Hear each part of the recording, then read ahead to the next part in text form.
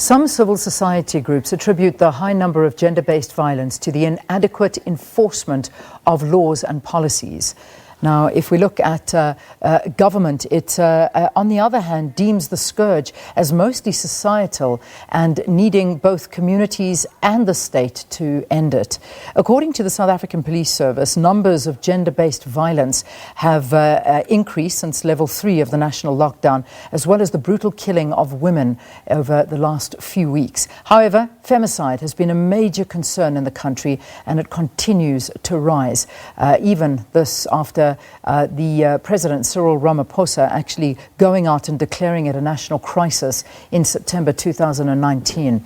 Well, joining us on the program now to talk about this, we've got Patrick Shai. He's the founder of Khuluma Ndoda. It's a men's social movement against all types of gender-based violence. Also joining us is Mary Makgaba. She is the director of People Opposing Women Abuse, or I suppose more commonly known as POWA. Good to have both of you. Thanks so much for joining us. Thank you. Thank you so much for inviting us. An absolute pleasure. I want to begin by asking, Mary, last night, obviously, we saw the president coming out and many of us talking and thinking it was only going to be about, what's going to be eased up in terms of the regulations and lockdown. But he spent a great portion of his address to the nation talking about the scourge of gender-based violence. How does this work? Does it help listening to a president speaking the way he did last night about how bad the situation is in South Africa? Thank you, Leanne, for such a very, very, very brilliant question. What I can say is that within the presidency, endeavors are being made to make sure that we reduce femicide, gender-based violence, including femicide. Remember, we have the National Strategic Plan on gender-based violence and femicide. But it is very, very important that we action the matter as a sense of urgency. Since the ease of lockdown regulations, particularly we are now on level 3, availability of substance, habit-forming substances, for instance, like alcohol, I think it's one of the drivers of gender-based violence, particularly femicide. I don't think these perpetrators are sober-minded, because if you check all these current femicide patterns and trends, it clearly indicates that in terms of we need to change the mindset and the mentality. But since alcohol is available all over, since the level 3, current cases are prevailing pertaining to femicide. Government alone cannot do anything. Yes, Ramaphosa yesterday said a mouthful. We highly support that, but we need action. If you look into the National Strategic Plan, it is very clear in terms of accountability and commitment. But some of the indicators, they need to sit down with civil society organizations so that it's a working document, so that we can help one another. They need also to allocate budget to civil society organizations so that we can fight the scourge of GBV. Not government alone. Yeah, indeed. I mean, that's the reality. Patrick, we've seen many cases of women being killed in the past few weeks. It's been devastating, to say the least. And we saw the numbers of gender-based violence go up since the national lockdown. But it's not new in South Africa. It really isn't new. It's a story that's always been there. And perhaps now we just again shining the spotlight on it. What do you think is happening right now in the country, all things considered? I think you're very correct, Leanne, to say this has become our everyday reality. We get surprised if there are no candlelight memorial services to commemorate the loss or the killing of a woman. So this has become, we wake up to this reality every day. But maybe I should speak to it, but I also want to commend the president that I think throughout the whole world, he's the one and only president who speaks so strongly against gender-based violence, and also setting in place strategies and resources to fight gender-based violence and improve the status of women in general, safety, that they are able to live in places anywhere in the country without fear of being molested, humiliated, or killed.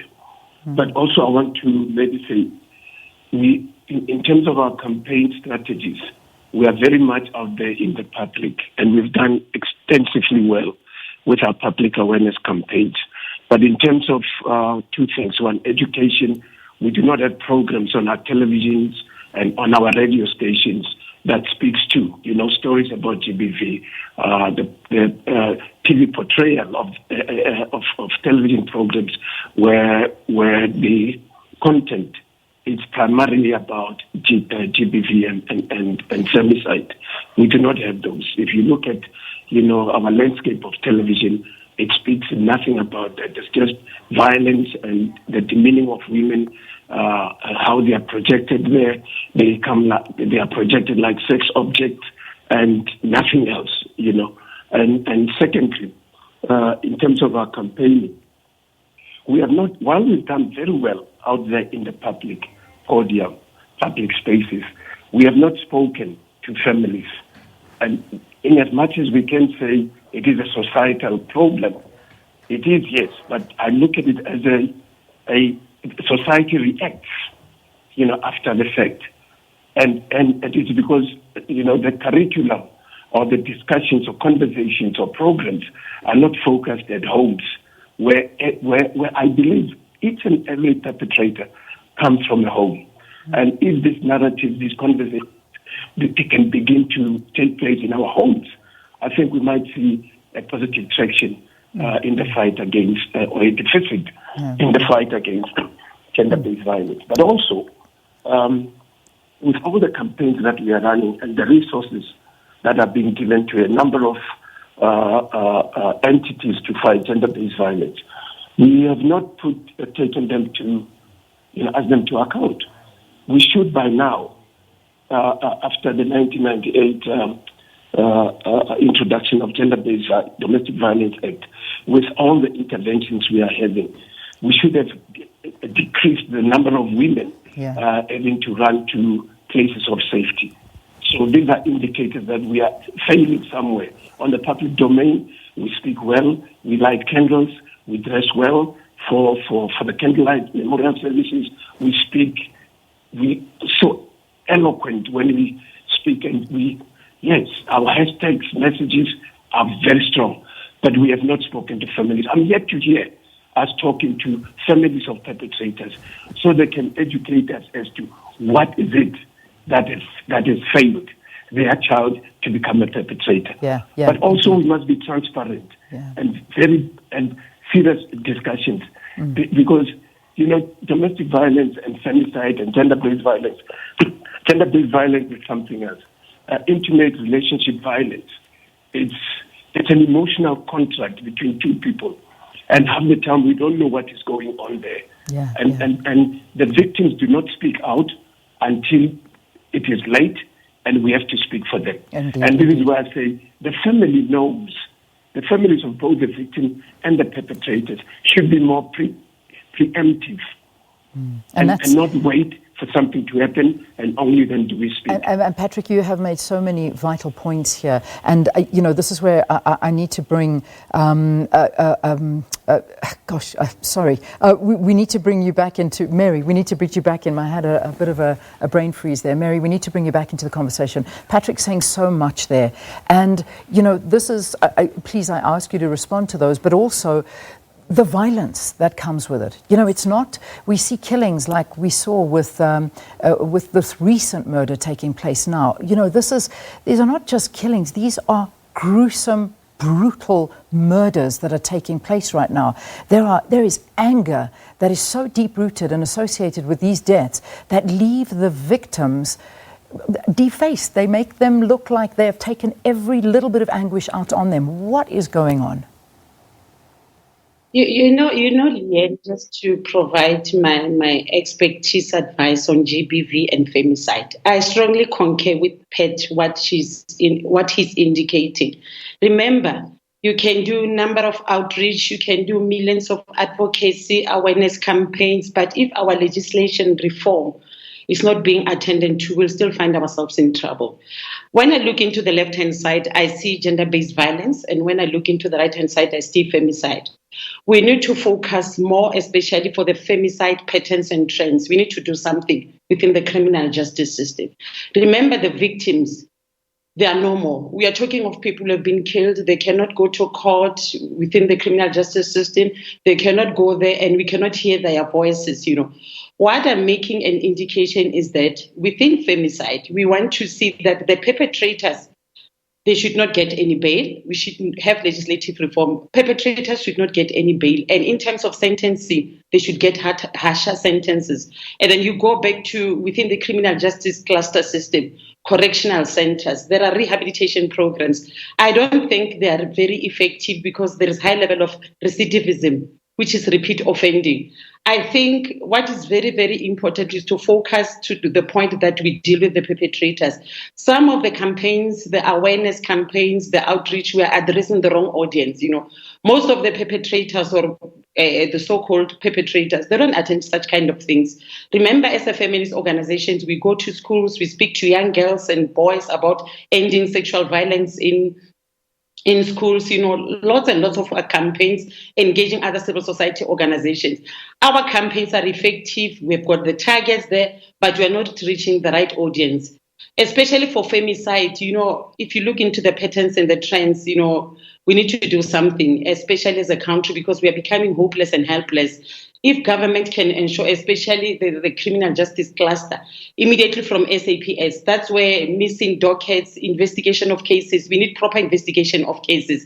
We need a dedicated, for instance, specialized GBV unit within the SAPS, so that when there are victim cases, they are there, so we know that they'll be attended by South African police force who are very well capacitated.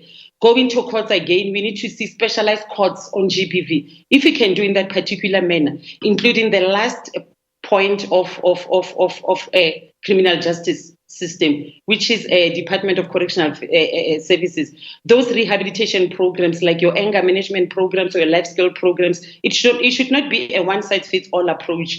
We need to make sure that they're being evaluated. We get professors, high-level people who are very educated in higher learning centers to develop programs, that will have impact so that we can reduce repeat offending. That is my take on this matter. Thanks very much, Mary. We're running out of time, so Mary, I'll have to leave it there for you. But Patrick, I come to you for a final closing, and if you don't mind keeping this quite short. What goes on in the mind of a perpetrator?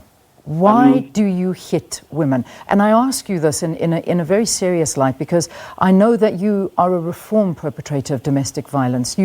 You've been in an abuser's shoes. Why do you do it? It's very difficult to say why, because I think each one has it's a different case. But I want to speak more about prevention. I want us to talk about strategies to prevent femicide, not how to react to femicide, because then this will continue to fail us. Everything that we plan to do should be in our effort to make sure that there is no woman who's killed. There is no point in us we come from an apartheid system that had the harshest sentences for black people in this country. We are seeing it in America, and legislation alone cannot deter, the criminal activities of a society that is sick. Hence, I'm saying, for us to be able to prevent, let us focus on the homes. Every perpetrator comes from the home. The home is an institution where these sick minds and thoughts are formatted, and they are then acted out in the society. By the time we get to light candles, we are late. Somebody's dead. Somebody's daughter is dead. But also I want to say that the country has to wake up to the realities that femicide and gender-based violence does not only affect women, as in secondary victims. These girls who are killed, they also are, daughters of and children of men.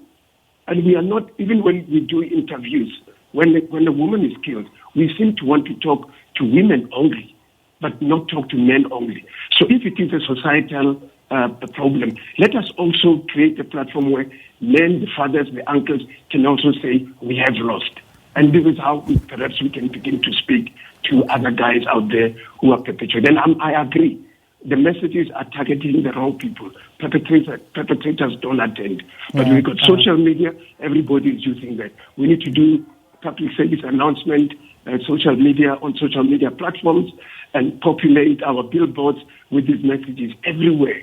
Okay. We should stop doing things that are not relevant to the safety of women in this country. All right, Patrick, I got to leave it there. I wish I could probe more into your mind, because I still want my question answered. What makes somebody hit a woman? Why do you kill? And those are the questions that I think we need to get to the bottom of. But I got to stop, because we have to get into our news, and we also have, thanks again, Patrick, Mary, thanks very much for joining us. Coming up also this hour, we're going to be speaking to the Health Minister here on the program. If you have any questions, please send them through.